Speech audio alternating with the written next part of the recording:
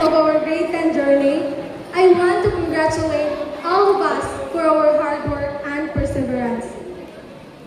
We have come this far because we believed in ourselves and because many people supported us along the way. Honestly, I don't know kung saan pag-explain ang emotions nga akong nabatiran karon para sa atong tanan. Malipayon ko, but at the same time, there is a mix of emotions nga murag lain og sakit paminawon. Because I know that next school year, dili na parehas karon. For sure, some of us will go to a different schools na. But yes, we need to accept the fact na dili ta permanente nga magkaubag. Still, I am very thankful to God that I was able to meet all of you and share this wonderful journey together. Especially to my classmates, nga naata na kalipay, kaguol o kasakit man. Sa mga paghilak-hilak nato sa dagat, just to open up and share the problems that we had during those times. And sa mga nights nga kuwang tagtulog just to practice or finish the task given to us.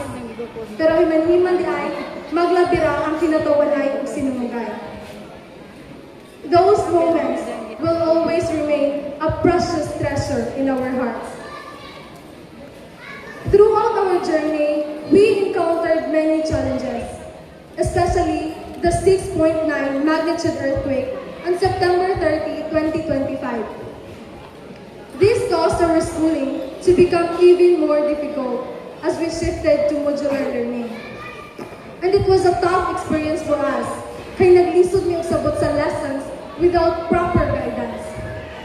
Still, with determination, courage, and hard work, we were able to rise above these struggles. May these experiences continue to shape us and inspire us as we move forward into our future. And let me say this from the heart, that no matter how many years pass, may we never forget the priceless memories we shared. So today, let's thank ourselves for creating these irreplaceable and cherished moments. And of course, to the Almighty Father for the gift of life, our teachers, and the people who give us guidance, patience, and unwavering support. Your dedication has truly shaped us into who we are today. And personally, I want to give a special thanks to my mother for her undying love, sacrifices, support, and always believing in me. Ma, thank you so much, and I love you.